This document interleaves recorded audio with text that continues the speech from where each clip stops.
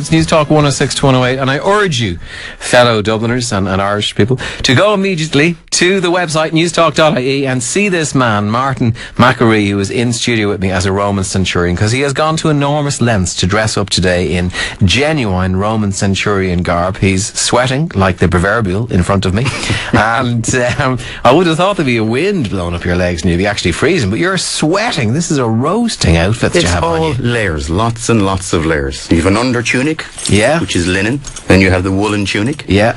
Then under that you have leather, which is under the armour, padded leather. Then you have the armour. Yeah. And then you have the parade gear on top. And is that mail that I see? Is that mail? Famous Absolutely, mail? That's mail. That's supposed to stop an axe or a saw. A mail will stop it'll stop a cleaving instrument, but it won't stop a pointy instrument. For instance, wouldn't stop an arrow or a sword. That's a genuine sword. That's a genuine Mainz pattern sword. You can see that. That's very pointy. Unbelievable. So go to the website, lads. You have to see this. Newstalk.ie. It is unbelievable. Show me the sword, will you please? I'm absolutely fascinated by all this gear.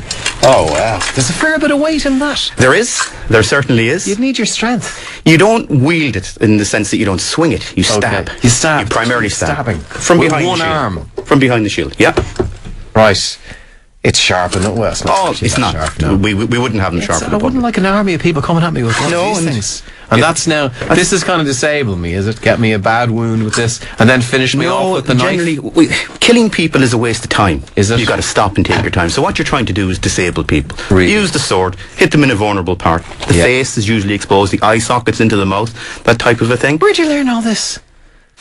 I grew up as a Goyer. Go away now. Go away. Right. Once they're disabled, you've got 8 people behind, or 7 more men behind you, if you're in an 8-deep rank, and they can finish you off. They can finish the person. And you're stomping over them, are you? Correct. Over rivers of blood. Literally. Yeah, literally. Yeah. Yeah, going through. My God. Yeah. How did all this start? Where did you get interested in all this? I was always interested in Rome. And I suppose what rekindled it for me again was, if you remember the movie Gladiator. Yeah. And a few of us got together and we talked about doing Roman. I am Maximus Decimus Meridius. Yes, you would know the end of it, wouldn't you? We got together and decided in 2005 on one mad Saturday afternoon to give it a go. There was 4 of us, and to be quite honest with you, I was a bit suspect about the whole thing. The idea of running around in something that... Another group of men. In dresses as Romans. Yeah. You would be suspicious. You could be. Yeah, you could be. You could be. Yeah. But we gave it a go and haven't looked back since, really. We've grown and grown. On the road to the outfit you're in today and the level of accuracy about the whole thing, there's this man called Len Morgan. Len Morgan, well, just in general, I think I've replaced my equipment about twice at this stage. Right. Because initially you're clueless. Yeah. You buy what looks like Hollywood and it ends up to be complete crap. Len Morgan is a man in the UK who, kind of the founder, I suppose, along with a guy called Chris Haynes, who runs the Ermine Street Guard, of Roman reenactment. And I got to know Len quite well since 2005. And Len, his speciality is authentic Roman equipment. It's all handmade equipment. Right. And does he have a drill book as well? Has he got an authentic Roman drill? The Roman Army, he's part of a group called the Roman Military Research Society. Yeah.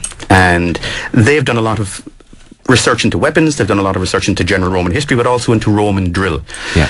Essentially what it is, it's taking Napoleonic British Army drill.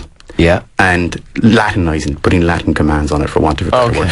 Nobody really knows what the Roman army drill. Oh, right. So you don't know how fit they were, or... Well, you can tell how fit they were. What skills they had. Were they very fit? Well, you know, in Caesar's campaigns in Gaul, when he marched in Avaricum, they marched 50 miles there and 50 miles back in 24 hours. Okay. So, no, that's probably greatly exaggerated. But to say that the average Roman could be expected to walk 17 miles on average per day while on patrol. Okay, and dressed like this. And carry 5 stone of equipment. 5 stone of equipment. For those of you trying to imagine that, just pick up 5 stone. That's without your marching back, which is about another 3 or 4 stone. That's a fair bit of weight, right? It is, yeah. So this thing kind of mushroomed with you, became more and more. And what stage is it at now? How much of your life does it take over at this point? My wife would say it takes over every hour apart from the ones that I do spend in work. I would, as soon as I finish work, I'd come home, I'd do what I have to do, and I'd always be working on a Roman project. So it would take up the majority of my time. And what fascinates you about it, really? Initially, it was the mystery of Rome. Yeah. Now it's difficult to describe. People say, why do you do it? I honestly don't know. I suppose I have an addiction to this particular martial period in Rome. the whole concept of a disciplined ancient army that conquered so much of the world, but not just in military terms. I mean, Roman society is such a rich society, such a literary society, with fantastic art. Yeah. It's unending in terms of what you can learn. Right. You do days, don't you, where you actually live the day as a Roman soldier? Any event that we go to, we live it as a Roman soldier. Okay. And we do wake days up away. at 7 o'clock, assembly and breakfast, camp clean, everyone dressed by 8:30, roll call, morning prayers to the gods. Any particular gods there now? We would generally offer prayers to Jupiter.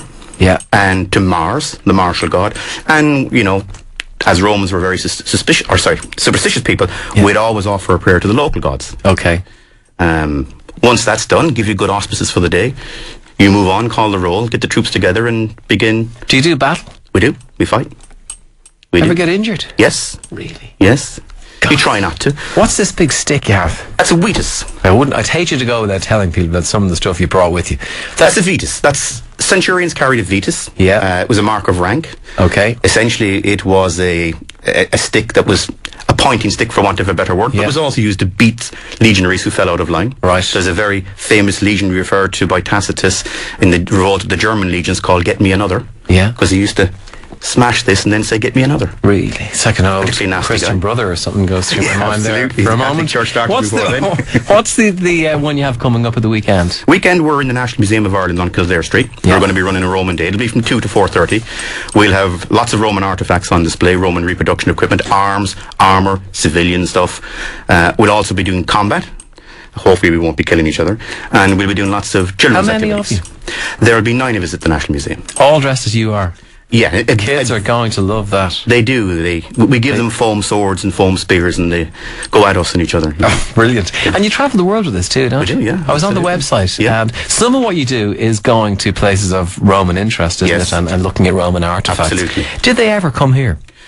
I think it would be ludicrous to suggest that the Romans never came here, but it's in what capacity? Yeah. There certainly wasn't a Roman invasion like there was in Britannia. Right. But not far from here, there is a site which is open to much debate and speculation, Dramana, near Rush, Lough Shinny, and there have a number of Roman finds have been found on the site. There is legal difficulties, as I understand it, between the OPW and the site owner, so none of the stuff has ever been put on show. But if some of the tall tales are correct, then there would have been a Roman settlement there. I would imagine it was primarily a trading settlement, if it was a settlement at all. We don't hear much about them, that's for sure, in Irish folklore and history and stuff. But I have to say, it is fascinating, and seeing the level of stuff they wore and how still practical it is and clever. It was quite the civilization, wasn't it? Yeah, absolutely. We have a job for you today. Right, okay. Roman Centurion has never done a competition on a radio before, as far as we can make out. Right. But in the glass in front of you, there are 5 names, and they are the Vodafone winners for the week. So I'm going to ask you to pull out one of those names, and that person is going to win the Samsung Galaxy Tab, which is the big prize for Vodafone. There you go. So lovely. I bet this is today's one. This is, no it isn't. Message to Helen, name unknown. So we're going to have to find exactly who that person is. Do you have it there? Do we have a message to Helen? Going to play it again. Helen, you've won a prize, so you better get in touch and let us know, okay? This is the Samsung Galaxy Tab winner, isn't it? This is it. Helen Murphy, happy Christmas. You gave me 2 beautiful children. I gave you a headache.